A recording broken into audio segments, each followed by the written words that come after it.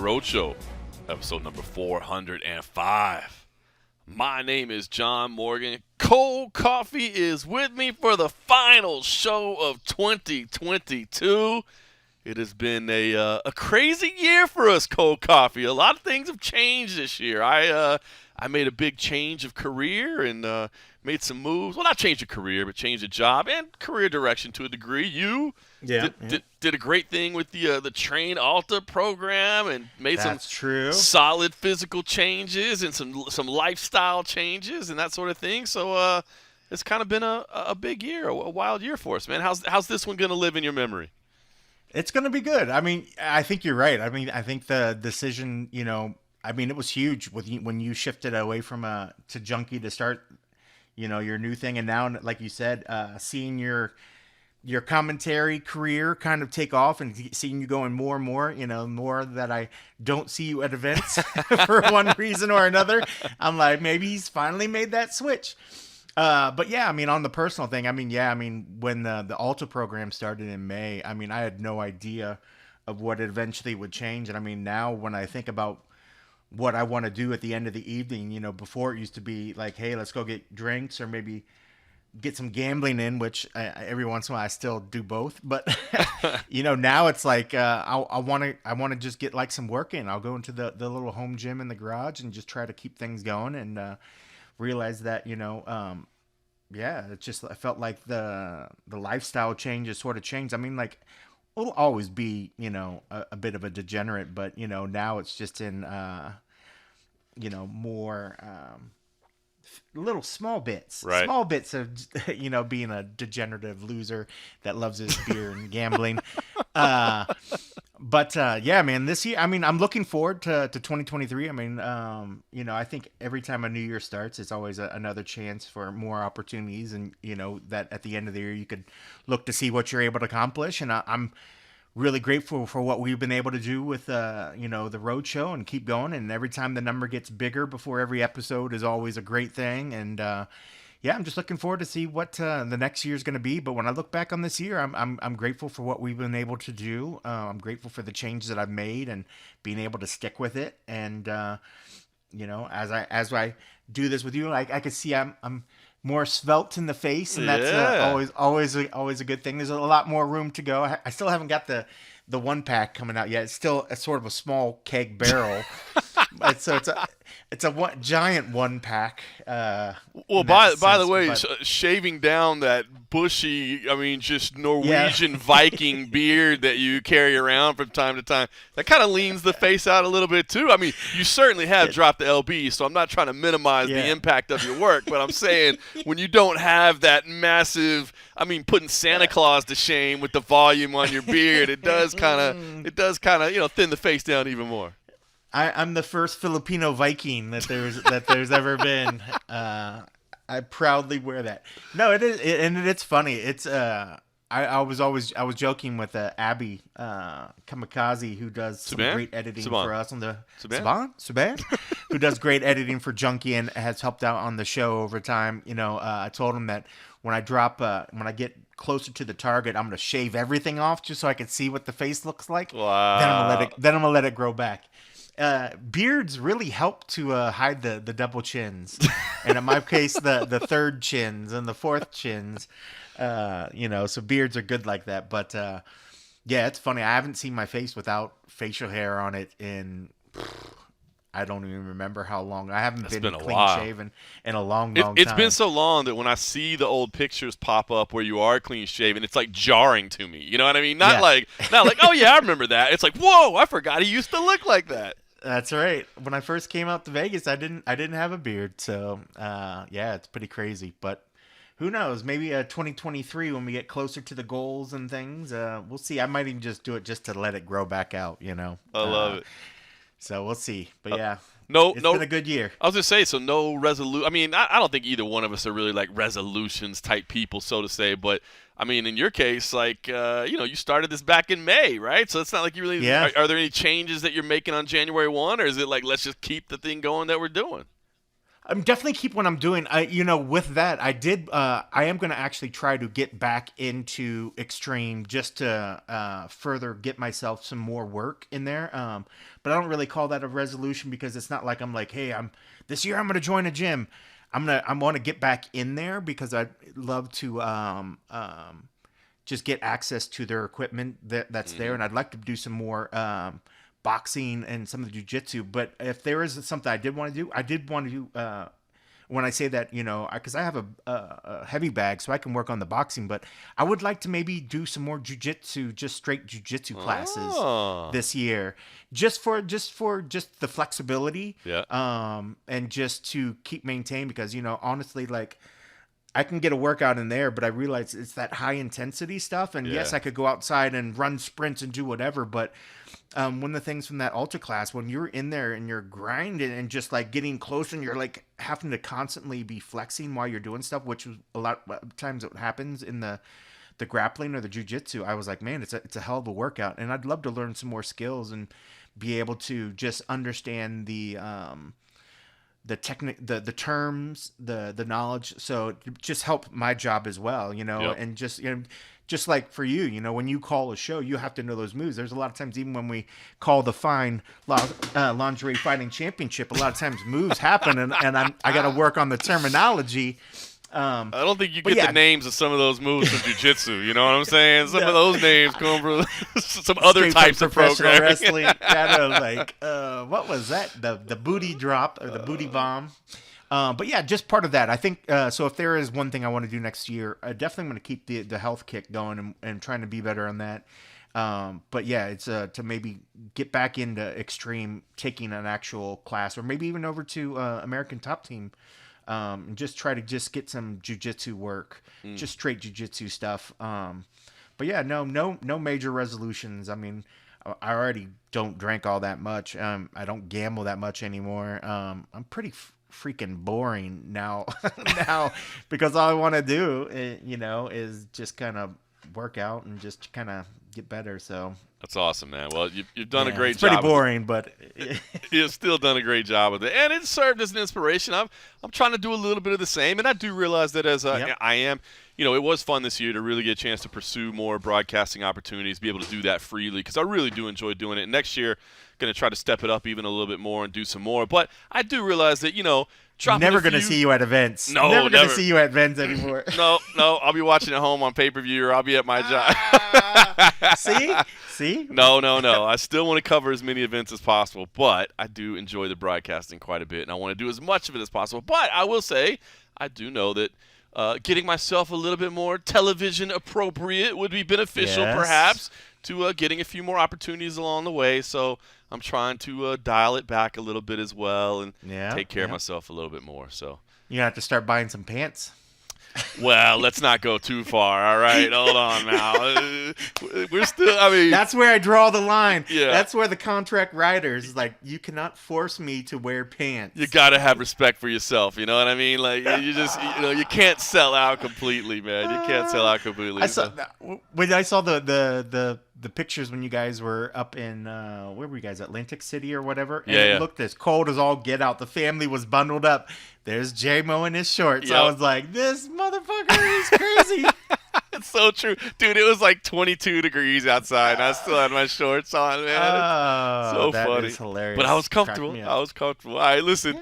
2023, we'll still keep the MMA Roadshow coming to you, so we'll have plenty more stories coming up, whether on the road or in Las Vegas or on the road in different places or who knows what.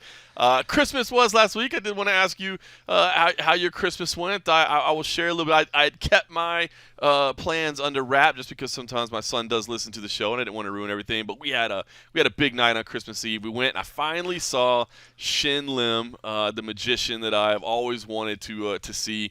Been a big fan of his work from America's Got Talent and just some stuff that he's ever done. I've never seen his show. I've always been like a kind of a magic fan, especially with like close-up stuff. The stuff that he does with like manipulating cards and up close versus the big like making the Statue of Liberty disappear, whatever. Like I like that up close stuff. And then we went to and let me just say, if anybody's thinking about seeing that show when you're in Vegas, it is definitely worth it, man. I really, really enjoyed it. So I would highly, highly recommend Shin Lim. And then we went and had dinner as a family at Hugo's Cellar, which is old school steakhouse at the Four Queens down in downtown area, which, I mean, look, man, the new age steakhouses are awesome. There's so many great restaurants in Las Vegas. I mean, you're never at a loss for someplace good to eat. But if you're looking for some old school vibe, I will recommend Hugo's Cellar, man. You actually, like, go down. Your phone doesn't even get very good cell reception in there because you are literally in the cellar of this building. But, you know, they the servers give a rose to the ladies as they walk in. They've got like tableside salad presentation, tableside bananas Foster for dessert, some phenomenal steaks, man. You know, because everybody's wearing, you know, they're all got the tuxedos on as the service staff, and it's, you know, old leather and dark and stuff in there. It's a nice old school kind of hidden gem steakhouse. So that was our big Christmas Eve plans. Came home, opened some gifts, and then chilled. Oh, sounds cheap, bro. Yeah. You know, I got a resolution for 2023. It is try to make back the money that I spent in the fourth quarter of 2022. I told my wife after that we came home. We enjoyed that night, and then I said, hey, just FYI, I know this has been a fun couple of weeks. You know, the New York trip, the Atlantic City trip, this, you know, the amazing dinner in Shinlim. I'm like, we got to stop for a little while. we got to stop for a little while. Or your boy's going to be out here driving Ubers or something, trying to make money on the side. So I don't have any more free hours today. So, yes, it was not a cheap evening, but it was a fun evening. And thus comes an end to the stretch of fourth quarter entertainment that the Morgan family had. Yeah, well, thank goodness. I mean, you got a couple days left. You sure you don't want to get one last big steakhouse in there? You know, maybe a B-dubs, maybe a B-dubs. A B-dubs. Well, it's funny when you said Shenlin, when we were first chatting about it, and you kind of saying about what you're going to do. I thought you meant Shen Yun, which is that Chinese dance group, and I was like, I've never known Morgan to love some like performing arts shit like that. I was really, really impressed. I was like, dude, I've been meaning to go see that. And then here's Morgan taking the family. Valentina Shevchenko has made me such a fan of regional dance that I just, anytime, you know, I can get a dance troupe from abroad in America, I'm like, I have to take the family to go gain some real appreciation. That is pretty funny. When you were kind of like, really? Like, that's what you're doing? I'm like, why is that so weird? I'm going to see a magician. You're like, oh, okay. Wait, that's totally different. I was like, man, Morgan's just constantly leaving you wondering. It's just a new onion peel of just amazingness. I was like, I didn't have him pegged for a dance fan, but look at that. Oh. Well, no, man, that sounds fantastic, man. You know, and those are memories, and we've talked about it over and over. You get that, you know, enjoy those memories while you can, because, you know, like you said, in a few years down the road, you never know how much your kid wants to hang out with the parents, so do it while you can. You know, those are good memories. This is true. You got to catch up with some friends on Christmas, right? I did. I went and saw Fiasco, the long lost Fiasco, and his Charlie Bear, his bear cub, but him and his wife and one of the other UFC shooters. I would love to say his name, but we have a bad run of getting people kicked off of the jobs. But there was another UFC shooter there, so I'm not going to share any names. But it was great, man. We went to actually the day before, so I'll kind of just bulk it in. We went to Area 15. Still have yet to go. Yeah, we went and saw Omega Mart. Yeah. Dude, it is such a trippy, really, really just sort of a mind-blowing exhibit that it's really worth it. I mean, I think it would be really fun if you took Eli there, but it's not cheap. I don't know if the rate for kids is cheaper, but for an adult, it's roughly like $45, almost $50 to get in there. If you really immerse yourself, it could take a couple hours to go through. There's a different little thing that you could buy, this card that you can sort of further go into the storyline of what this Omega Mart. There's sort of a backstory if you really want to play into it. They said then it would take anywhere between like 4 or 5 hours to get through. If you're trying to do it, I'm like, that's like a full day. Like, no, thank you, sir. Right. But like, it's just really crazy mind trip art exhibit thing, and it was just really, really cool. And besides that, the rest of Area 15, you know, we just briefly looked at it, but it's a bunch of collection of different sort of vendors and food things and just neat little sort of art things. It's more of like a arts entertainment complex, but it was really, really cool. So yeah, it was neat. I lived over there for years and never got a chance to go in there, but we were able to go in there the day before on Christmas Eve. So it was really, really cool. So yeah, I would definitely suggested if people are looking for something different that's not far from the Strip, it's just off the 15, so it's just down the road from the Stratosphere. If people are trying to wrap their heads around where it's behind the Palace Station, so Sahara and 215. But dude, it was really, really cool. So yeah, man, we did that, and we had some good food at Fiasco's house. They did the Cornish hens. I haven't had Cornish hens for quite some time, and it was good. Add a little flair to it. The Cornish hen. Flair. Yeah, dude, I've heard nothing but good things about Area 15. I need to make it out there, man. I need to go for a long time. Well, you know me, man. I really honestly don't like doing anything without my kid. I'm weird like that. Like any experience I have, like I want him to have too. And I knew for a while he was too young to maybe enjoy it or appreciate it. But now I feel like maybe he could. But I know it's not really geared towards kids. But I've been told that kids can enjoy it a little bit because it is so kind of out there and visual and stuff. And they definitely try to, and it was weird because in a weird way, they do try to not cater it towards the kid, but they want to include the kid. So even in the Omega Mart, a lot of the stuff that's in the store and even the I don't want to give away too much, but like the characters, I found them interacting with the kids almost in their own little sort of way. Almost like as an actor, like when they're portraying these roles, I wonder if they're almost given sort of an aside, like, hey, by the way, your character might also do this and might interact this. So there was a lot of interactions with the kids. So they would bring the kids into it, but in a weird little way. Like one phrase, and this we didn't do the storyline, so I'm not quite sure if this even played in. But Fiasco's son was walking ahead and kind of got off to this area, and one of the actors or store clerks comes over to, I think, it was either Fiasco or his wife, and was like, "Do you know your child is a goblin?" And we're like, what? Like, and I was like, okay, maybe that's part of the storyline or something. And then next thing you know, like I saw like another character came over and was like interacting with little Charlie and like saying something. So while the exhibit itself is a complete, total just mind meld, like if you were tripping on something, you will get lost in here. Right. You will literally lose your mind. But it was cool because they were actually doing some stuff playing towards a kid. So if you're worried about actually taking your kids in, if it's kid friendly, I saw a lot of kids that were actually younger than Eli in there as well. So, and a lot of the places inside of it, you get down and you're crawling into walls, doors open up, and you find different ways to get into it. Like you're in the mart. I don't want to ruin it. But there's different things. Everything you sort of see, you're like, should I go in here? Right. Should I open this? And then you open it up and you're like, oh my goodness, this is a doorway into a whole nother huge section. Yeah, I've heard It's so crazy. It's really, really a lot of fun. I'm going to put it on the list. I would definitely think, it's definitely kid friendly. So Area 15 itself, there are restaurants, there are bars in there, even in the Omega Mart. We didn't find it, but we didn't really look too hard. But there is like a hidden bar in there as well.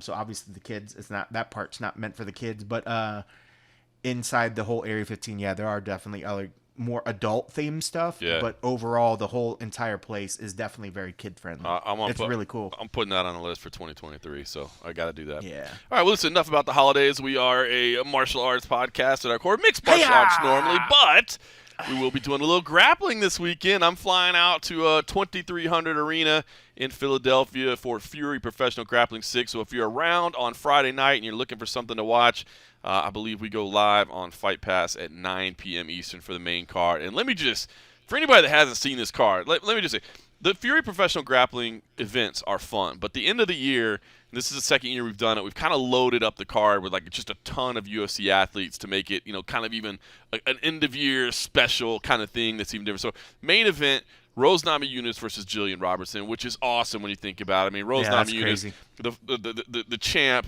versus Jillian Robertson, the submission leader. I mean, that's a great matchup. So I'm excited for that. But then Clay Guida versus Chase Hooper, that should be phenomenal. Clay Guida's been on like damn near every card we've had, man. That guy's FURY Grappling Hall of Fame. Love his energy. Joe Pyfer versus Eric Anders, which I like that one because Eric Anders last time was against Andre Petrosky, and that felt like that was a tough matchup for him, and it played out that way. But Joe Pyfer, I think, will be a little bit more of an even matchup. Meanwhile, Petrosky is back. He's facing Ovent St. Preux, so that should be a fun matchup. That's a good one. I'm telling you, man, if OSP hits the Von Preux choke on Andre Petrosky, I'm going to lose my mind on the air, man. I'm going to lose my mind. Then I love this one, man. I'm not gonna lie, this might be my favorite. Alex Caceres, Bruce Leroy against Pat Sabatini, man. I think that's gonna be a phenomenal matchup in itself. Obviously, we talked recently about how much we've just enjoyed watching the career of Bruce Leroy and him kind of grow up in front of our eyes. Meanwhile, Pat Sabatini, one of the most decorated champions in CFSC history, who's been on quite the roll in the UFC.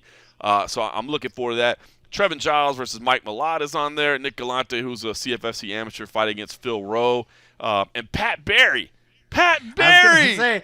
I was gonna say, was that a package deal? Did they work that in a package deal on that one to get Rose on there? They were like, by the way, you got to get Pat a gig. Look, I don't know how this all came together because some of the stuff, I'm sure I'll hear the story out there, but we do have a group chat, and suddenly it came up in the group chat that, hey, I think we're gonna have Pat as well, and I was like, is this a joke? Like, really? Like, Pat, I don't mean that as any disrespect, but he's been retired for 8 years. You know what I mean? Yeah, he hasn't done anything in quite some time. And then the next thing I know, we're seeing social media that there's the things coming out there that Pat Barry is going to be on there, and I'm like, this is amazing. So Pat Barry is going to be, as it stands now, the bout orders might still be shifted around a little bit. As it stands right now, Pat's going to kick off the main card, and then of course, Rose is in the main event. But, I mean, just seeing Pat Barry back, just having him around is fun. But then to have him actually competing as well, I'm excited for that, man. I mean, obviously, Pat is an absolute character. And, how much he's been training and getting ready for it, I don't know. But I'm excited to see him on the mats. Yeah, I mean, his energy, I mean, like, I don't know if people remember what he was like during his fight weeks, but he was always just like a hilarious, fun character. He was always fun to be around. I don't think anybody could ever forget the Pat Barry versus Czech Congo fight. I mean, which was just like the craziest ending to a fight ever. That's history. That's history right there. Yeah, I mean, God, he was just smoking him, and then it's like, wow, they're not going to stop the fight. They're not going to stop the fight. The next thing you know, Czech just literally takes his soul out of his body. And it was just like, what did I just see? And it was like the craziest thing. Now I'm going to have to go back and watch it because it was just such a bizarre fight. But just seeing Pat in her corner all these years, I always just wondered. I was like, why don't we see him competing again? I just felt like his sort of exit was sort of quick, that we didn't see him competing somewhere.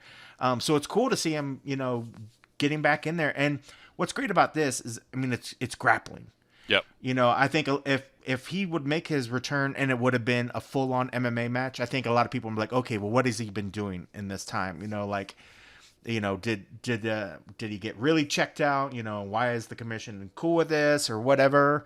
But doing this, I mean, this is great. I mean, like, I think it's just fantastic. And I mean, I think it'll be a lot of fun for you guys, and I'm looking forward. Hopefully, I don't know if you guys do video packages on guys like that for somebody that far down. I don't know if you guys even really do video packages, but he's such a character, man. I just think people forget how they see him as like Rose's side man now, but forget how funny and how big of a character he is in his own right. So to see him back competing is just, it's wonderful. He's a good dude, man. I can't say anything about him. Well, first point I wanted to say, because you make a great point, and this is true not just for Pat Barry, but for a lot of the veterans of the sport. One of the things we really love about professional grappling at Fury is the fact that, we can look to some of these athletes that maybe, for instance, all the uproar lately about Bigfoot Silva, right? Everybody thought he was taking a fight, and they're like, oh, my God, please don't. And then they find out it's a grappling match, and everybody's like, okay, that's much better. Cool. And I love it, and I think we feel the same. You know what I mean? There's certain guys that you're like, dude, I don't want to see that guy get hit in the head anymore, but I wouldn't mind seeing him grappling because it's still an opportunity to make money, and it's decent money. I mean, it's not the type of money you can make in an MMA fight, obviously, but it's still decent money, and it's a chance to feed those competitive juices a little bit. You know what I mean? So I love it. I love the role that professional grappling, and I love the fact that it is gaining in popularity because I think it's going to provide an opportunity for more people like that to feel exactly that. So that's your first point. And to your second point, I will say we had our production meeting yesterday, and normally, one of the things we try to do, especially with the grappling, because there's so many bouts, but we try to do even with the CFFC MMA cards, is we try to keep the action moving. We get it. Yeah, we're fight fans. Very fast. Yeah, we're fight fans just like everybody else, and we get the pacing things, and we don't have commercials, and we don't have to fill certain time zones. So it's like, let's not fill more time than we need to. I mean, let's have a nice presentation. Let's tell the story, but let's keep this thing moving. So we always try to keep things moving. But I did say in a production meeting, I was like, listen, I know we wouldn't normally interview the first match on the card. I'm like, but if Pat Barry wins, and maybe even if Pat Barry loses, we got to get a microphone in front of this man. You know what I mean? That dude's energy is too much. And I made sure and say, listen, make sure that if Pat Barry wants a microphone, he gets a microphone, because you never know what's going to come out of his mouth. But his energy is infectious.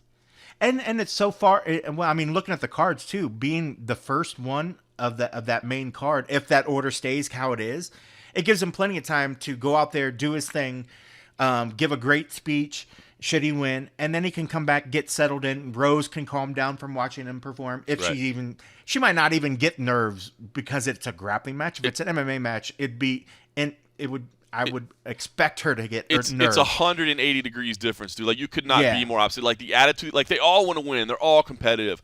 But just the nerves that you normally see on a fight week, not there for anybody. It's amazing. And I love that, too, because it's fun. And even after the matches, like, I mean, like, nobody's beat up, nobody's, concussed. I mean, you got the competitors are hugging afterwards. There's always good sportsmanship. It's just fun to see. I mean, like, because you could tell everybody that's doing it, they want to compete, but they're out there first and foremost having fun, right? And that comes across.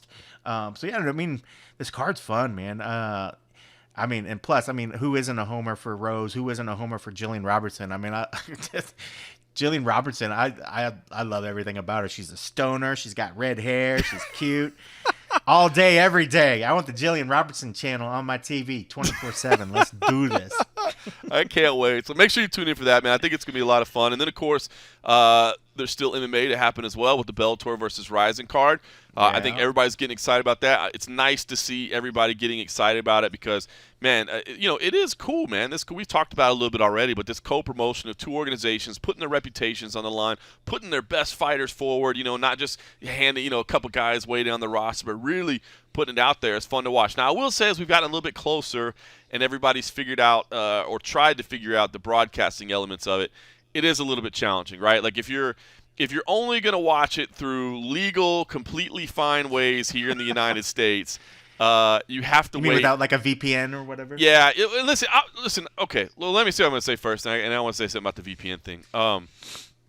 So you got to wait for tape delay on Showtime, which, to be honest, kind of sucks a little bit.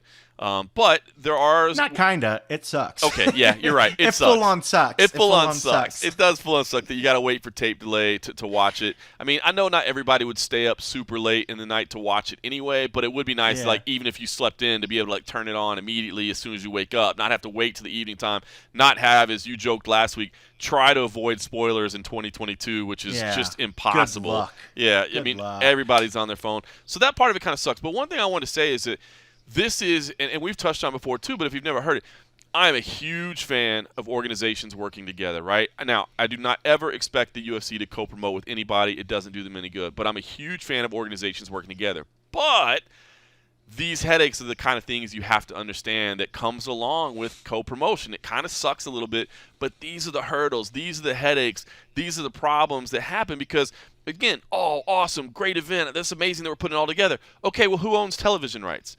Oh, well, all right. Who gets to sell commercial inventory? Who gets to sell the mats on, the space on the mats? All these things matter. And so that's what this is all boiling down to, is like the television rights that Rizin had trump. Now, again, Showtime kind of tape delay stuff anyway, so maybe they wouldn't care. I don't understand why they wouldn't want to carry it live. I'm assuming it's television. But I guess I think it's cool to see everybody get excited about this event. I know that some people are kind of frustrated about the production and how it's being broadcast, but what I would say is, I guess, go easy on the companies a little bit. At least they're trying to do this and just understand these are the logistical nightmares that come out of trying to work together with two organizations on opposite sides of the world that has opposite TV deals, that have it's just the reality of the situation. Yeah, and if people don't understand tape delays, it's because somebody has to take the VHS tape that they're taping the show, and then they have to run it next door to the guy that's got a digital converter to actually convert it into the digital of this age, and then that person uploads it to the web when you can see it. That's the tape delay. Another sad thing of this co-promotion. One guy's got the VHS tape player, the VCR. The other guy's got the computer with the Atari in the background and the Commodore 64 that can then take this and convert it and then we'll be able to enjoy it later on. But Nope, nobody has a VCR. Did you see Frankie Edgar tweet the other day? I was rolling, but I guarantee I was not the only person that took that image and opened it up bigger. So I was like, what titles do we have here? What titles do we have here? Guilty. I was like, I don't recognize that one. I don't recognize that. That one sounds fun. Don't recognize that one. That one sounds fun. That's so great. Oh, dude, I was rolling. I was like, okay, Frankie, you just finally got busted. He just didn't want to tell anybody. He's like, oh, I found these in the ceiling, baby. I found these in the ceiling. I promise. For anybody that didn't see it, he tweeted that like they were doing some work around my house and found these. Does anybody have a VCR? Which, of course, nobody has a VCR anymore, but it was old porn on VHS tapes, which was just hilarious. So shout out to Frankie Edgar for always having a sense of humor, man. That was great. All right, so excited for the card. I will say I do have a VCR still. You still have a VCR? No way. Oh, it is. I think I had them because I had VCR tapes or VHS tapes that I moved out here with, and then I wanted to convert, so I actually found this little thing to convert them, and then it was like the old VHS. Yeah, but yeah, I still got an old VCR. Oh my god, I didn't think anybody had one anymore. That's hilarious. Well, I know. Hit up Frankie. Maybe he'll come give you a visit. Frankie, next time you're in Vegas, look me up, dog. Look me up. All right, listen, I want to talk about the fights in a second, but I did want to say one thing about the VPN thing because, listen, I'm going to be honest with you. I have indeed used a VPN to watch programming that was not available in the United States and was available somewhere else. I'll just go ahead and say I'm guilty right there. And there's nothing wrong with that. That's all legal stuff. Are you sure? See, okay, so that's what I was going to say about. Because I'll be honest with you. Now, you're telling me it's legal, and I will trust you on your knowledge more so than me. What I wonder is because I hear I listen to a lot of MMA podcasts out there. I love listening, and there's several of them that have contracts with VPN companies, and good for them. I'm happy that they have the advertising, right? But they talk about the network security and all that stuff that a VPN does provide. But then they go on to say, and if you want to watch programming, and some mention MMA programs, some talk about watching like Netflix and shows that aren't available in your market, and I always get a little antsy because I'm like, are they incriminating themselves a little bit? Like, are they potentially risking getting themselves in trouble by saying that? Because I would assume that's illegal to watch something that's not available in your market. No, because I mean, there's nothing illegal, and this is the way I put it out in my head, because it's not like you're logging into something that says you must physically be in this location that you are saying you are to access this. It's one thing if you're saying if you're doing something that has a legally binding thing where, say, if you're taking part in business and you can't be acting like you're doing business in one, like, say, like a lotto ticket, you have to be physically in a state to buy that lottery ticket. You can't buy it online from another place. If you're trying to act like you were in a different place and buying something illegally, then you are doing something, but it's the act of you're trying to buy something by saying you're agreeing that you're in a particular thing and you're not actually there. You're agreeing and you're doing it. This particular thing, there's just a show that's being broadcast, and we just happen to be in the market that it's not being broadcast in. All you're doing is telling your computer, show me this footage. There's nothing illegal to watch. Like, it's not like Rizin, like, oh, how dare you watch my how dare you live in the United States when we're broadcasting this? You're not supposed to, whatever. That's just the way that the broadcast. All these people are doing, in my eyes, is just skirting around the legalities. But by doing and stepping and saying like, okay, my browser, there's nothing in place that you're actually falsely doing. Like you're not agreeing to say like, I'm not doing a really good job of describing this, but it's like there's nothing legally binding that says you can't make your computer say that it's not somewhere else, because it all depends on what you're actually doing. All you're doing is watching a show. You're not trying to do business or do something where there's a legal reason why you need to be in that particular area. Like buying a lotto ticket, I can't say. A lotto ticket's a great example. You're watching a show. I mean, like a lotto ticket, you have to be that, because to be a winner, you have to purchase that in the state. So if I was in Nevada and somebody says, you purchased this while you were actually in Nevada, you did something wrong. Then I could see, well, okay, by doing some nefarious means, I did something wrong. But just actually watching something that's being broadcast out to the rest of the world, all you're doing, it's not like they're saying, no, you can't watch it. We just want you to wait 8 hours. That's not breaking. What are you doing? But by changing and just watching it early, what is that actually doing legally? What are you doing that's actual illegal? Well, let me ask you this then. If there was a say, a promotion that sold pay-per-views in the United States at one price, but sold it in another market at another price, would you believe it legal to log your computer into a VPN in another market and pay a lower price than is specified? Because No. would you find 'Cause that then legal or you're illegal? illegal. Because then you're doing like the lotto ticket thing. If you're just logging in to watch it, you're not actually transacting any money. You're not agreeing. You're not falsely doing something Okay. in a business sense. So I would see that as being I'm not paying a lesser amount because I'm not acting like I'm somewhere else. All I'm trying to do is just watch something. I see So what if you're the saying. price is I could. you I see what could. I'm saying? I That's would how like. that's how I I would like sort a of legal. differentiate. If anybody's a legal expert that's listening to us, I would love to hear the legalities of that, because I just always get Yeah. a little nervous. And I see what you're saying. If there's money involved, if you're doing it to skirt around, a pay-per-view price versus you're doing it to watch earlier or to watch something that's maybe not available in a market period, then that's not illegal because you're just trying to gain access and there's no money that doesn't change hands because of that. Then maybe I could see that, but I don't know. Right. I'm curious. Yeah, Of you because guys, especially if they're not.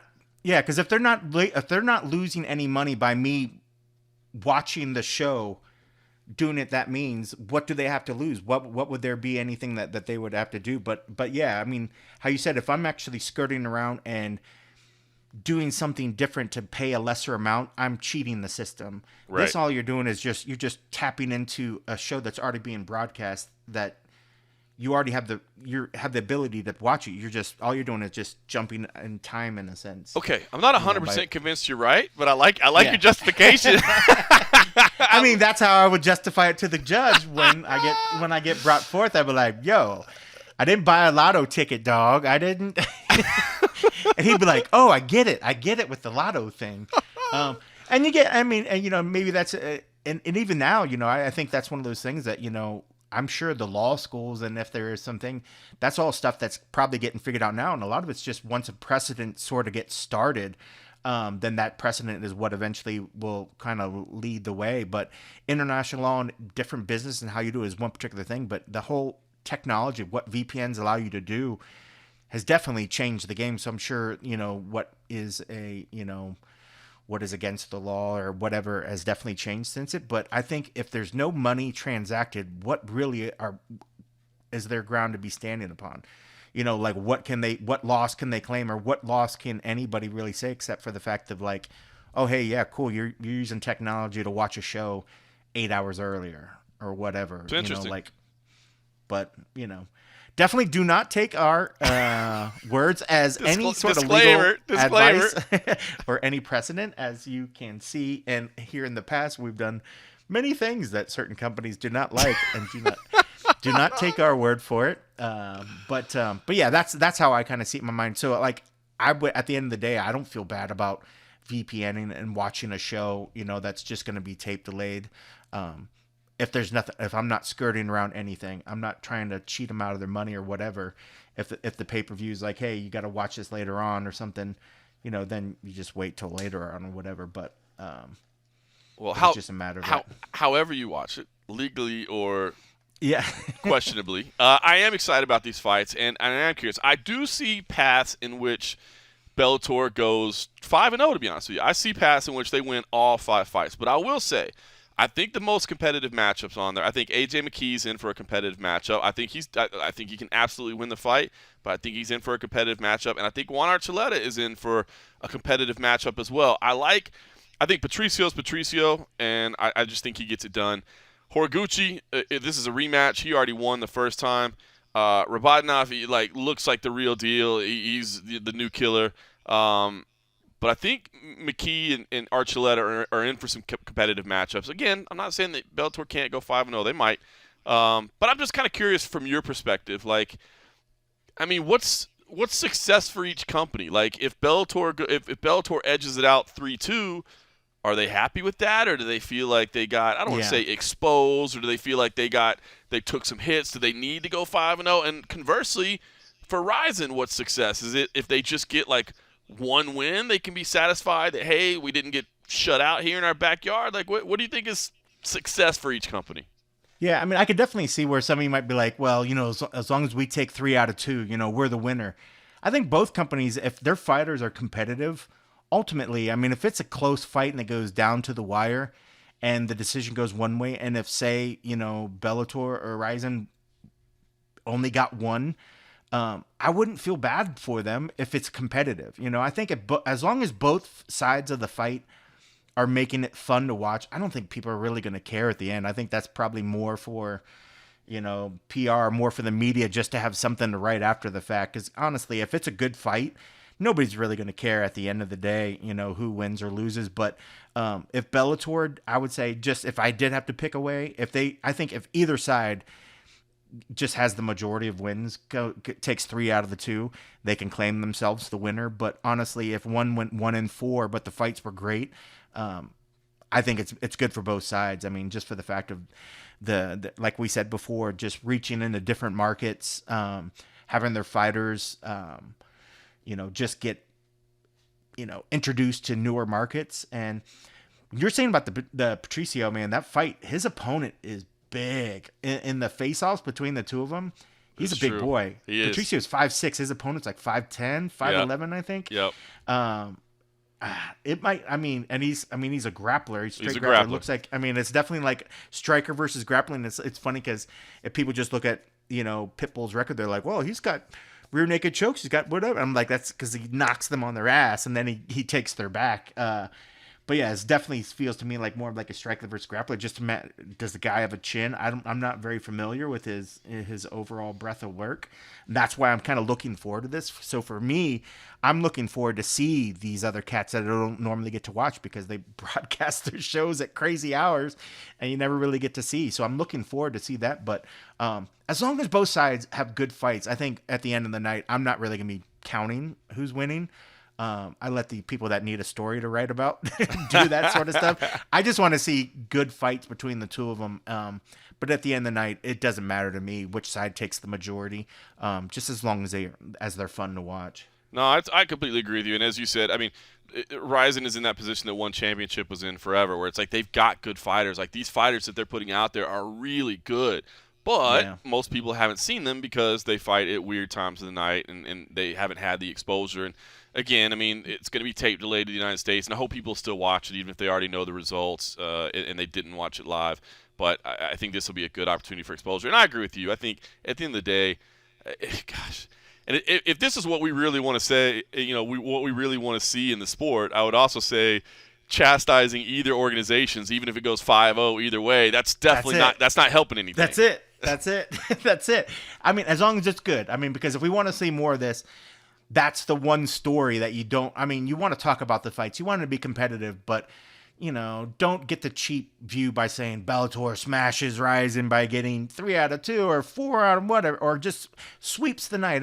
There's always going to be some sort of headline, and that's great, and people are going to write that thing. But ultimately, the bigger picture should be about the fact that a cross promotion had a successful event, with all the hurdles, that it took to get to this to happen. So, I definitely won't be one of the ones that's sort of, they won, you lost. I just want to see good fights. And I think the majority of the people that are smart enough to watch this, and it's the last bit of fighting that we're going to see, before the end of the year, so it's going to be, it's going to be cool. It's going to be cool. I'm looking forward to it. I'm still trying to figure out exactly how I'm going to be able to consume it because I will be having on the call on FURY Professional Grappling and then traveling. It's so tough. Oh, my life. I'm just doing so much. I did not mean that to be a humble brag. I was just saying I didn't know. Oh, okay. You didn't mean it. Oh, okay. I didn't mean it to be that way. Sorry, guys. I'm going to be with my man, my main man, Phil. We're going to be calling some shows and stuff. And, I love it. I might have my butler off to the side holding my laptop next to me. Could you hold this so that I could view it, please? Like, I don't even want to set it on my table right here. So if you could please just hold this off to the side. All right, we'll see how I can take it in. All right, listen, speaking of Bellator, I did, just before we sat down to start talking, I get to have a chance to speak to their newest athlete, Sara McMann, the former UFC title challenger and Olympic silver medalist, of course, announced earlier this week that she has signed an exclusive agreement with Bellator, and I had a chance to speak with her, and I thought, hey, I thought it was a fun conversation. So let me share this with the Roadshow listeners. And here is my time with Sara McMann. So it is Sara McMann who is starting a new chapter in your athletic career. I mean, not something you haven't done before, of course, taking a pivot. But how does it feel now, this kind of fresh start that you're getting? So it doesn't feel like a big change only because I'm going to be fist fighting the top women in the world. So it's like it feels like not as different as going from wrestling to MMA. That's like a big shift. This is not cutting weight and killing my body and still fighting extremely tough women in a cage. So it feels like it's like less of a shift in a good way. So It's a great way to great way to put it. Like you said, signing with Bellator, exclusive agreement just recently announced. I mean, I guess, I don't know. You said it just there. It's not really so different, but it is starting in a new place, getting to know new faces, new processes. I guess, was the thought of doing that intimidating at all or concerning, or how did it make you feel? I think that if I had done this like 5 years ago, I think I might have been a little more intimidated. But I really think that promotions outside of the UFC like have really stepped it up. Bellator probably always had like a certain degree of professionalism that was on par with the UFC, but some of the I fought for some smaller promotions, and you could see like a clear difference between the quality of the care or the production or things like that. Um, so I'm happy now that like almost all of the promotions are doing really, really well. Like, a lot of them are getting great funding, great publicity. And so I think it's going to feel like a lot less of a shift than it would have previously. Yeah.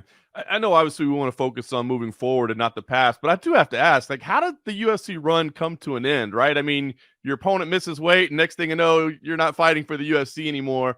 I mean, was that your decision? Was it mutual? How did that all play out? So I think it was mutual. And both of us we seem to be pretty happy and pretty content with it.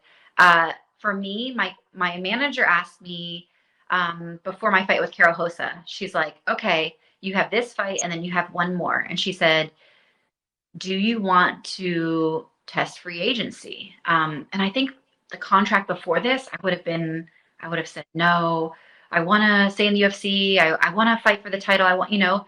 Um, because there wasn't really other options. It was undoubtedly the best place to be. But you fast forward through this fight contract, and I had seen a lot of people that have left and doing really well and saying, I'm getting great sponsorship and I'm getting paid more and I'm getting, like, and they seem genuinely happy. And I talked to people about how promotions were treating them and their experiences.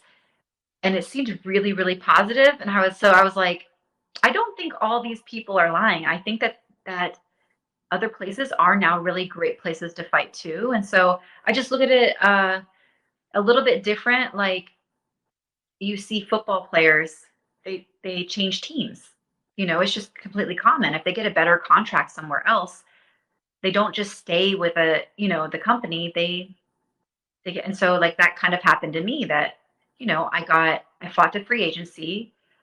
I got an amazing offer with a promotion that I've always liked and respected. And I'm like, I think it's the right choice. And the UFC was like, it's the right choice for you for sure. So it's not any like, yeah, it's not anything bad. The only thing that I would have any resentment for was how my last fight played out. But even if that were in the middle of my contract, I just don't like that. I don't like fights falling through, but it's happened since I was an amateur. Well, and that's the last thing I wanted to ask you on the old situation was that whole situation about a weight miss. I mean, essentially, as I understand it, it was your decision not to take the fight, right? And I guess I wanted to ask you how difficult it was to make that decision, and also if you believe it's one that people should make more often, because it is kind of strange to me sometimes. It's like you don't have to take the fight, but I feel like most fighters feel like, yeah, you kind of have to take the fight. So I don't know. I kind of applauded you for taking a stand there. So for me, part of it was principle. Because if she had never missed weight and this was just maybe some fluke thing, like it just, happened out of nowhere, I might have been a little more okay with it. But the fact that she was a repeat offender, the fact that, like that so many people were not taking weight cutting seriously to the detriment of the person who did the right thing. Like I had seen it too much and it was really upsetting me. And that's people missing by like 5 pounds. I'm like, 5 pounds? Like, did you just start drinking? Like when the other person's cutting weight, so upset with it and fed up with it. And I was like, unless fighters actually start taking a stand, the promotion and they're not going to do anything to these fighters because they're still getting a fight. What do commissions have to worry? They don't have to worry. And they think that giving you a percentage of your purse is worth that. To a lot of fighters, it isn't. To a lot of fighters, they would much rather you have to make weight. And making weight, like while I did it, it's not easy. So I'm like, I'm going through a hard weight cut. I'm doing the right thing. I'm doing what I agreed to. And you're just skipping out on that? Like, nope. And it was a tough choice. The reason why it's hard is because of two things, which I think are hard for all fighters. One, fighters fight. Like there's a very strong instinct in me and every other fighter to be like, oh, this weight class, yeah, I'll take it. Oh, you want me to fight this person? Yeah. And honestly, that's why we have managers and coaches, because they have to protect us from being idiots and saying we have a natural fighting instinct. And like the other reason is that getting offered more money, like it's enticing. But man, I just feel like it's wrong. I'm glad that in wrestling and IBJJF, they just don't even allow people to make that choice. You miss weight, you're gone. We don't care. You miss it by 0.1. That's it. You didn't make it. So like, I wish that more people would take a stand. Yeah, I think that's so well said for all the reasons you said, and I don't do that to pick on Aspen by any stretch. I mean, she's a great athlete as well, but I think you taking a stand was admirable, to be honest with you. So let's talk about the free agent process, right? You said, hey, I want to test free agency. Was it Bellator and done? Did you hear from other people? Like, what made you say Bellator? That's the spot. I stayed out of the process because I trust my manager. I trust her, and I know that we talked about it, and she said, I'm just going to find out from everybody what's going on, where they're at, their interest level. And the biggest hurdle for me was whether I wanted to fight 145. It's just a different weight class. And so that was like my biggest hurdle to overcome, because the UFC at 135, they have like the more premier weight class. At 145, I just don't believe that's the case. And so then I was like, if I'm going to go up to 145, I just believe that in my heart, Bellator was number one. But I am not going to lie. If Bellator did not offer me a great deal, I would have been like, I could be enticed with more money somewhere else. But as far as like the part of me that really a world championship means something to, Bellator was where my heart was. And I also Nice.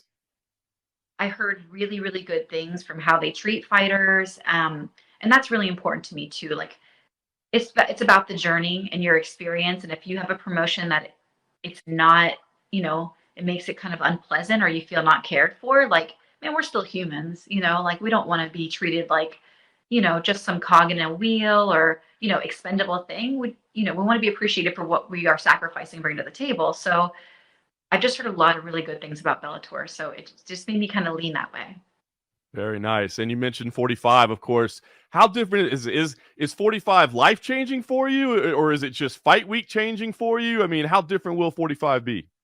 So I think in my mind, I built it up to be something that it wasn't, because I had just made 135 for so long.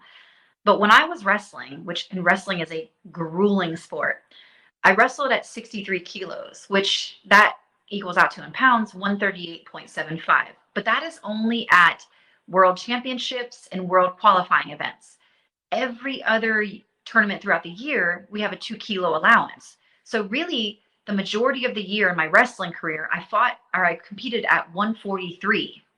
So most of my life, I actually wasn't that far off from that weight anyways. And so I think that, like, I was thinking, oh, 145, I just heard about the weight cuts that were like, oh, they cut 20 and 30 pounds and all that stuff. And I was like, I finally had to say, maybe they do cut a ton of weight, but they can't gain all that back in one day. I know this because I've competed against girls that were this weight and they weren't that big. you know? So I had to like reassure myself that.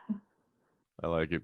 You know, when you mentioned Bellator, you mentioned 145, you got to mention Chris Cyborg, right? So, I mean, I know you're just getting to the promotion, but what do you think? I mean, do you welcome that conversation already? Like, yeah, that's what I'm gunning for. Do you say, hey, let me get my feet wet a little bit? What's your take on the talks of Cyborg already? That is like, truthfully, like because of her, that is one of the reasons why I wanted to choose that division. Because she's been such a dominant fighter. A win over her is really just it's a great thing on your resume. So I'm just somebody who I still want to face the challenges, you know. So any promotion that I was going to be signing with, my manager made it very clear that I don't just want fights. Like, I want to fight and I want to be the best. So, and they're completely on board. And Cyborg was super supportive of adding me and stuff like that. So it's going to be great. Very cool. Well, it's an exciting time in your career. I guess last thing I'll ask you, Sarah, when's the debut? Do we know? I mean, are you targeting anything yet? Is it too early to have that discussion? What's the plan? Right now, I think that because they're in Japan and they have a big show coming up, it's hard to nail it down. And then the other hard part is that they a lot of their shows they have filled, you know, like they already have fights set. So I'm hoping for March, if they have an opening, that would be wonderful. But if not, then it would give me time to just compete against, you know, heavier people and feel more and more comfortable at this weight. So fantastic. I'll keep sharpening. Well, exciting news for you, Sarah. I'm sure now you mentioned that show in Japan. I bet you'll be watching that show with a little bit more interest now. That's your new home. Exactly. It's a great co-promotion that they're doing on New Year's Eve. Well, Sarah, congratulations on the move. I'll let you get back to your day. I know it's still the holidays, so enjoy that time away. Thank you for taking a few minutes, and we look forward to the debut, hopefully in March. Thank you.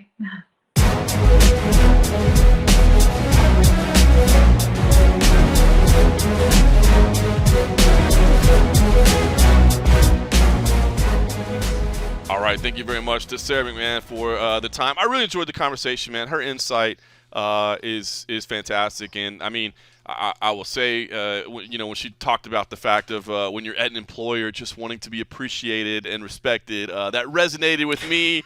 I'll leave it right there, but I'll just say at one previous place that I was employed at some point in my life, you know, it's been a long line. We don't need to go into the details of exactly where. I forget the food place you mentioned. I didn't necessarily feel that, so that kind of resonated with me a little bit. But also, man, I thought her comments on why she didn't want to take the fight with Aspen Ladd. And again, I didn't mean that to serve as an insult to Aspen or any stretch of the magic, but I love what she said. It's just like, look, in wrestling and IBJJF, like, you don't make weight, you don't compete. Like, why does it have to be on me to say, yes, I'll take the fight? And I'm not saying that every time somebody misses weight, the opponent should bail out, but I think it's something that maybe should happen a little bit more frequently because it doesn't seem like they do. So anyway, I just I enjoyed the conversation with Sarah and wanted to share that. And I don't know, I've kind of over the years, and maybe we'll talk about this in 2023, Cold Coffee. Over the years, I've gone from I like sharing my interviews here to I don't like sharing my interviews here because maybe somebody saw it somewhere else. But at the same time, like, not everybody's, especially now that we're in two different places, like, not everybody's consuming everything. So I don't know if anybody wants to give us feedback on that, if you like sharing some of the interviews I do, because I do a lot of them per week. Let me know, especially you folks over at Patreon.com/the MMA Roadshow. The fine folks over there that help support the show for as little as $3 Best a looking month. people ever. Handsome. Best looking people ever. Their kids are so smart. Their yards are trimmed just perfectly. Their grass is wonderful. I never see any weeds in there. Their trees are beautiful. Their hair is fantastic. They always wear the finest clothes.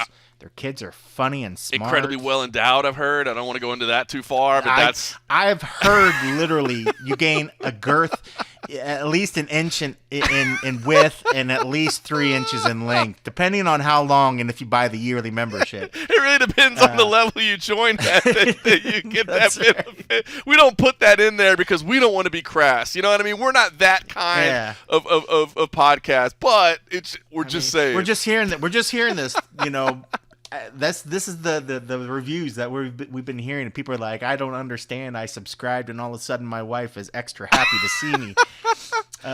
We just it's the way it's just the way it Sir, is. that's because Again, you with joined. those legal disclaimers. My legal team tells me I'm not allowed to say this sort of stuff because it is what it is. But I'm just gonna ignore keep them. the legal team busy at times. Yeah. All right, listen, man. So, yeah, weigh in on that and let us know. Not an easy way to transition by any stretch, but I did want to mention the passing of Stephan Bonnar because, man, I mean, and it's sad. I was talking to somebody earlier today that brought up the passings that we've had this year, and the reality struck me as I was talking to this gentleman I was doing an interview with that.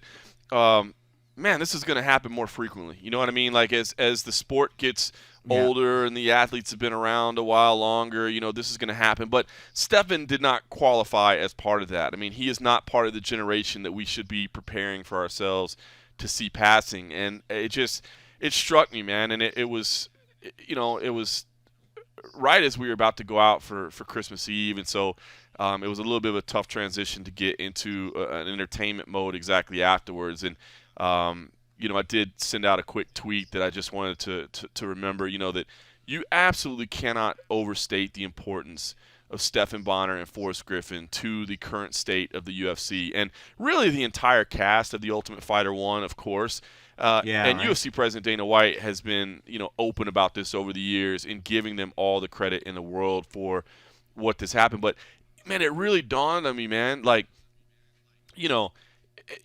I remember a time where it was an insult to call somebody a tough noob, right? Like if they just started watching the sport, I mean, that was the insult on the underground, on the message boards. You're a tough noob. It's like you just started watching with The Ultimate Fighter, and now, like if you started your fandom with The Ultimate Fighter 1, like you're a pretty damn long-term hardcore fan. You know what I mean? So like that's certainly no insult at all. So, I mean, you think about the number of fans that came into this sport during the pandemic when it was the only sport happening, right? And so they've got this, this very new understanding, and great. We're glad to have you. We're welcome you here.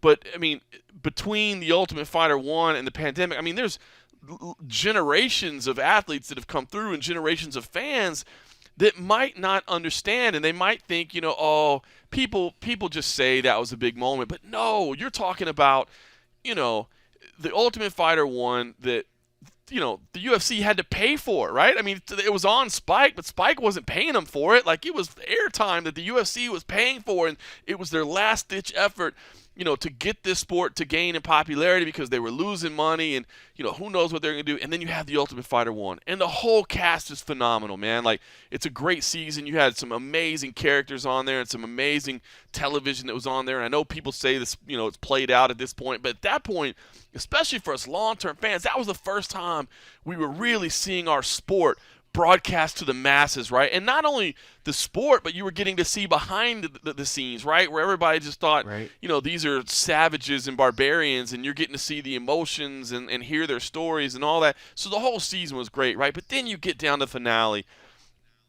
and those two dudes absolutely go at it, and I've had people over the years, they're like, the fight really wasn't that great, it wasn't that technical. It's like, shut up, you know what I mean? It was the most spirited back and forth fight.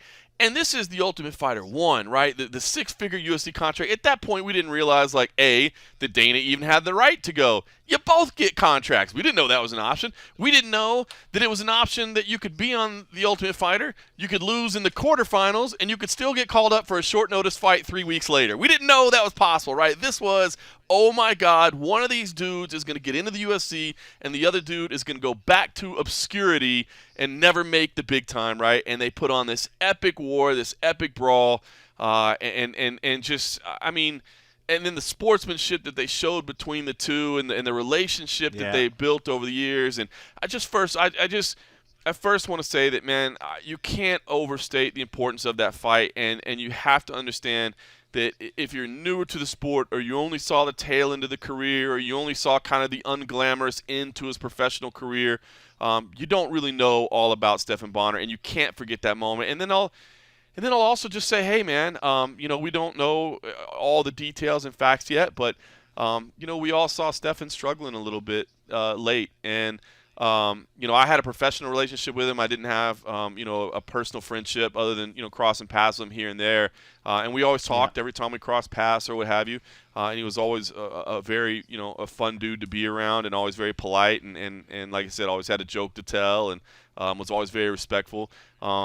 But man, it's just, it's tough to have seen his final struggles. And I just hope over those last few years, that he did realize that there was reverence for him, and if maybe the newer generation didn't necessarily show him that love, that he had earned the respect of at least the OG, so to speak. And so I don't know, man. I know that we're gonna have to deal with these passings more and more often as time goes on, and it doesn't get any easier. But I just felt it important to state my personal belief in the importance of Stephan Bonnar as a worthy UFC Hall of Famer and as somebody that really, if you're a fan of the sport, you really do need to have some thanks for what he did on that night, because I think the two of those guys, they really help kick off. Now, there was a whole lot that happened afterwards that had to go right, but those two guys, that was a pivotal moment in the sport, and anybody that was around at that time will tell you the exact same thing.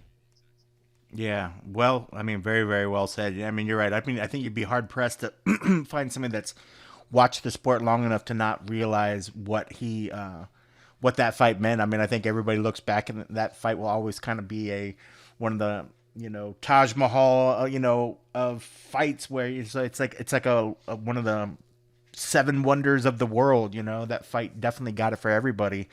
And it's funny you mentioned how you didn't realize.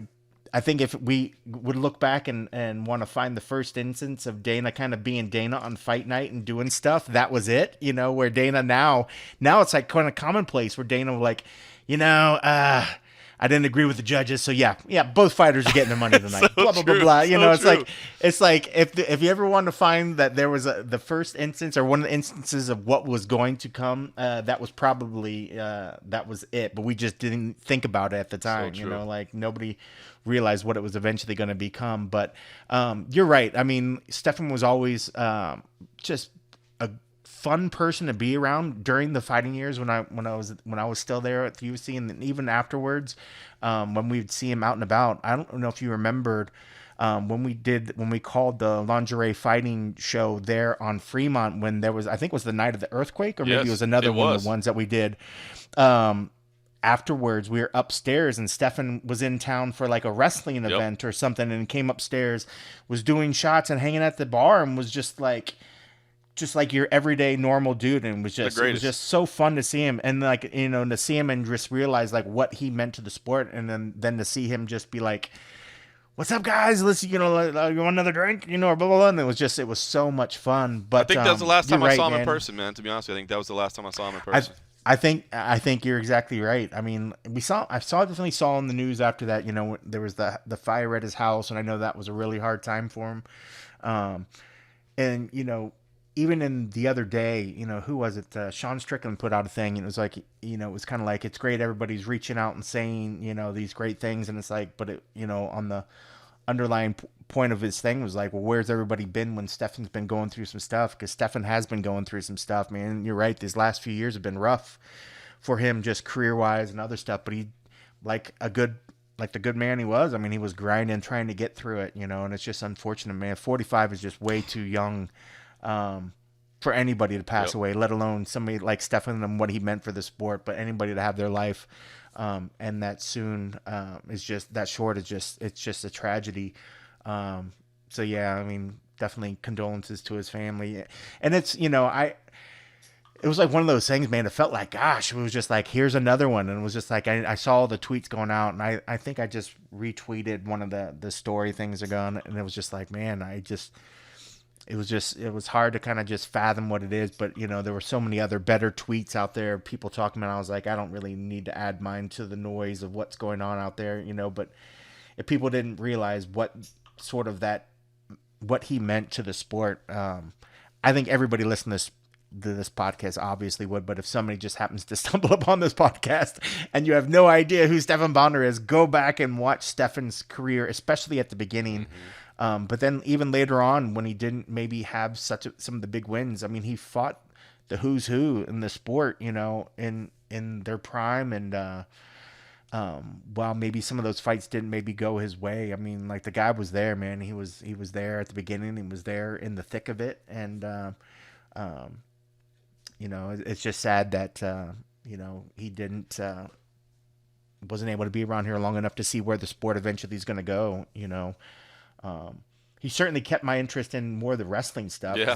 I remember thinking, like, when he started doing that, I was like, dude, this guy's like legit MMA, like royalty. And he's like into this wrestling shit. I was like, okay, maybe I should give it more of a, of a chance. Well, he always had that kind of entertainment side of him, right? You know what I mean? So I think you're right. Such a good fit, I thought, Yeah. So, I mean, if anything, he was an ambassador for that sport as well, even though that maybe wasn't his first home.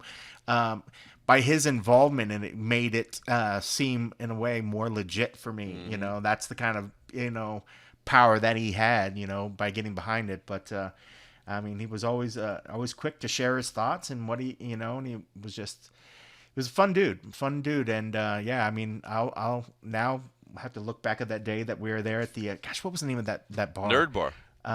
Nerd Bar.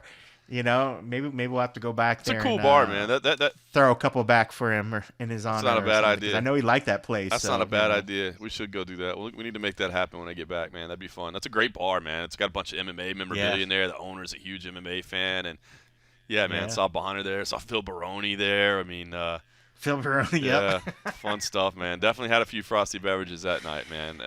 Just a few. It's funny, man. You touched on something, and I don't mean to make this, and I definitely don't mean to make it about me, but it is an interesting thing about social media when you said, there was so many other like tweets out there that I was like, I don't know that I need to add to. And I had that discussions with myself so many times. Like, it is kind of interesting, like Sean Strickland, what he says as well. Like, why are you chiming in now? And I battle with that sometimes. I'm like, why do I need to say it? But it was just, I don't know. I feel like it's such an important figure that I did. There's a lot of times I don't chime in on stuff because I'm like, who cares? You know what I mean? Like, whatever. There's enough discussion out there. There's plenty of people talking about it. Why do you need to add your comment? Who cares? But it struck me as like, I just want to make sure that, at least if people know me as somebody that's, been around this for my whole life, essentially, that I have the utmost respect and value for what he did, and I don't think you can. So I had that internal battle with myself sometimes about whether it's worth even joining the discussion. So anyway. Well, I mean, at least what you put out there was legit. I mean, like, a lot of times people just chime in because they're in this space, and probably some of those people have never actually met him. That's the stuff that sometimes I'm just like, okay, are you really adding context? Or if you're just posting, hey, I really enjoyed covering this man in my sport, in my career. It's like, bro, you're just adding to the noise, It's a good point. And I think a lot of those people never actually even met him. Like, I clearly remember the night we were out drinking and he was happy to see you, that's different. Yeah. That's different. I mean, like, the man was part of your life. So, I mean, it made sense. That's interesting, man. Yeah, that's a good way to define it. All right, listen, speaking of Twitter, I did want to share in on something that I didn't realize when I thought that I wanted to talk about this, that it would be deleted afterwards. But obviously there's a lot of discussion about the betting investigation and all that's going on. And we found out recently that Jeff Molina, who trains at Glory MMA, of course, was suspended by the Nevada State Athletic Commission. And we don't know to what involvement it is and everything. But I ran across a tweet, and again, it's since been deleted. But Cody Durden, who, of course, Jeff Molina and Cody Durden have had a little bit of back and forth. On December 26th, the day after Christmas, Cody Durden texted, "Hey, Jay Molina 125, remember when you called me a piece of shit? Funny how things come full circle. Also funny how your Twitter profile bio used to say, degenerate MMA gambler, don't pick up the soap." So obviously some trash talk and that sort of thing. And Jeff replied back, and he said, continuing to gamble on MMA fights after they said to stop and being a racist POS is different, bud. So anyway, he's since deleted. Now, again, I'm not throwing rocks at Jeff Molina because I'll be honest with you, I didn't even know there were things against gambling on MMA if you're involved. I didn't even know that was a rule. I'd never had a problem with it. We've openly known people were gambling for years. It's like, It's so funny, you know. Like I said, the conversation, like the story when Justin James bet his whole purse on himself. I never saw anybody come out and say, "What? An athlete is gambling on MMA? Like, what is happening?" It was just like, wow. You know, people criticized him, people praised him for being ballsy, people said it's silly or whatever. But I never heard one person say, "Guys, you realize this is completely illegal. Like, if you're involved in MMA, you can't do it." So this is all new to me. So I'm not throwing shade at Jeff Molina whatsoever. But I just wanted to point that out. So I get, at least according to that tweet, it's just that he continued to gamble on MMA fights after he was told not to. So that, I guess that's the thing that's so interesting about this whole situation. Again, all the facts still yet to have come out, and we're going to see him, and obviously we're all covering it, and we're all watching it, and we're all waiting to hear it come out.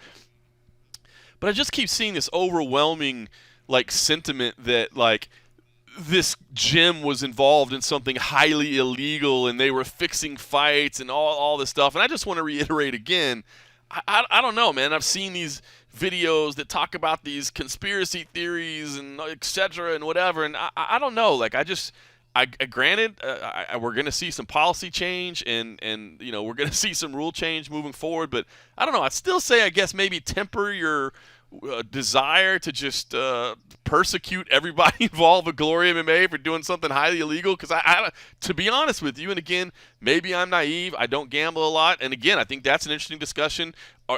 Are journalists, do they have non-public info? So should they not be gambling? Because there's a whole lot of journalists out there that gamble. So again, I think that all discussions is really interesting. But I did want to share that tweet because I just wanted to talk about it. And then it got even more interesting because I asked you before we started, hey, before I talk about this, have you seen it? And we went to pull it up, and it's like, oh, it doesn't even exist anymore. So it's been deleted. But at least according to Jeff Molina, the suspension is stemming from continuing to gamble on MMA fights after they said to stop. So we'll see. Yeah. And I don't know. I mean, it's just this whole situation is just, it's so crazy that you kind of just want it to be done, because I feel like this is that big black eye that everybody says, oh, the sport, this is gonna ruin the sport. The sport's gonna be different. You know, you just kind of like, I want to see the fallout, and I just want it to get over so we can kind of move on. But, you know, and you did bring up the Justin Jane thing.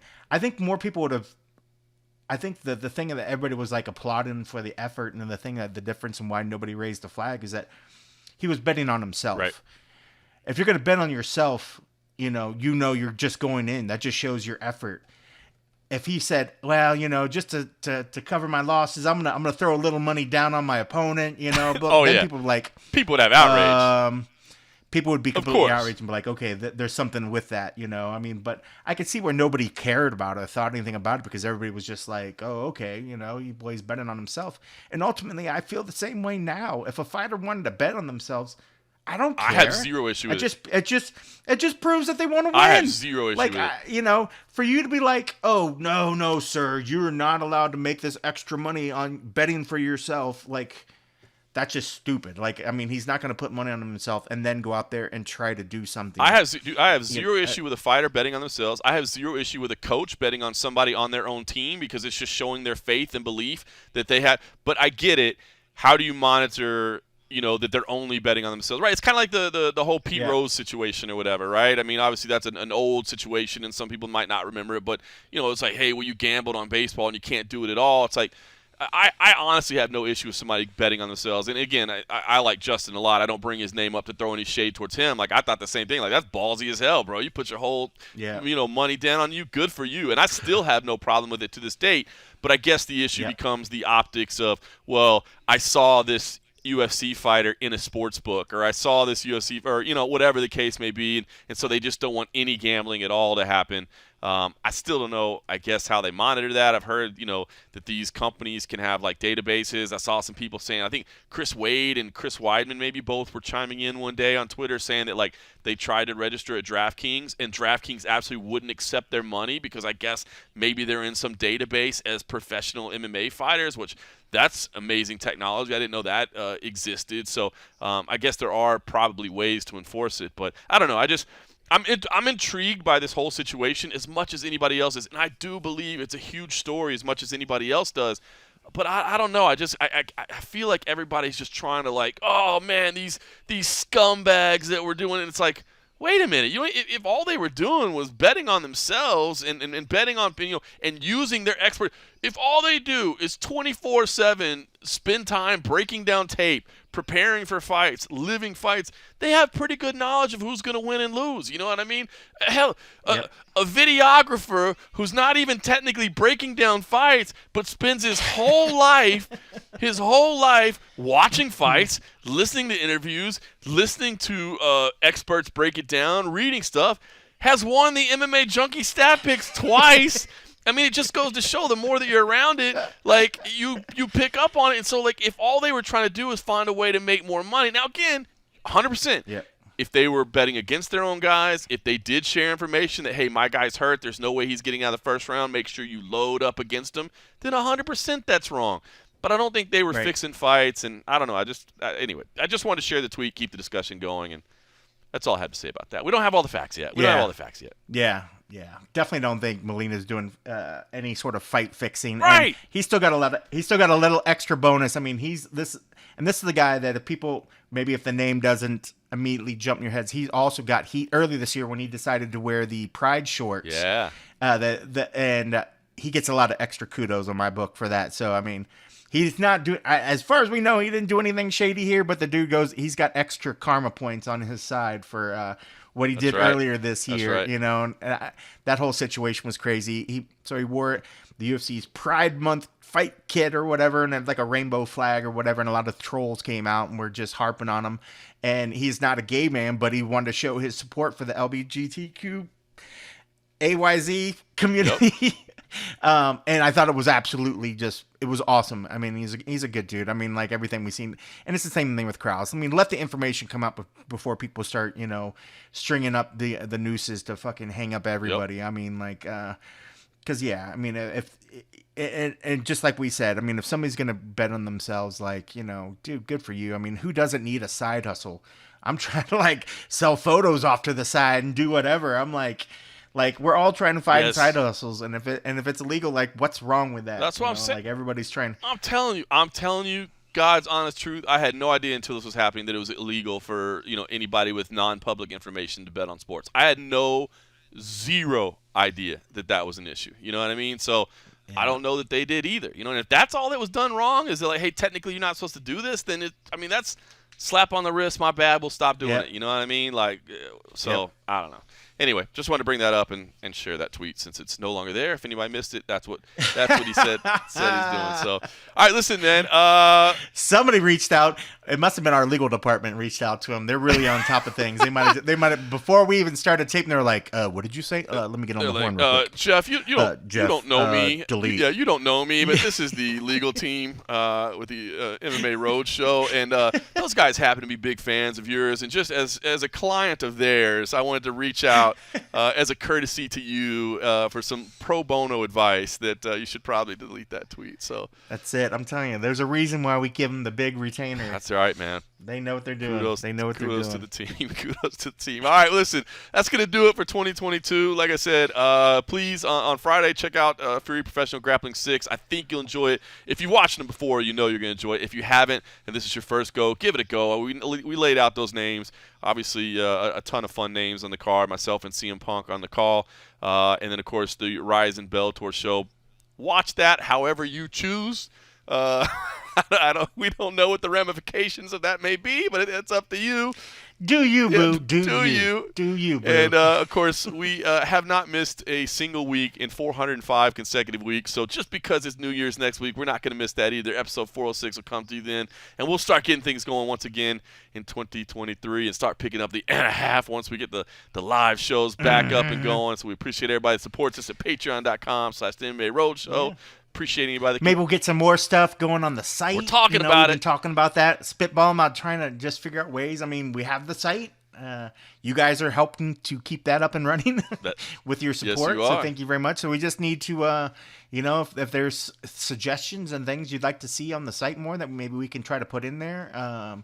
Be more than happy to try to do something. I know for the Patreon people, we even talked about, well, we always say sort of our picks anyways, but if there's ways and suggestions, 2023 is right around the corner.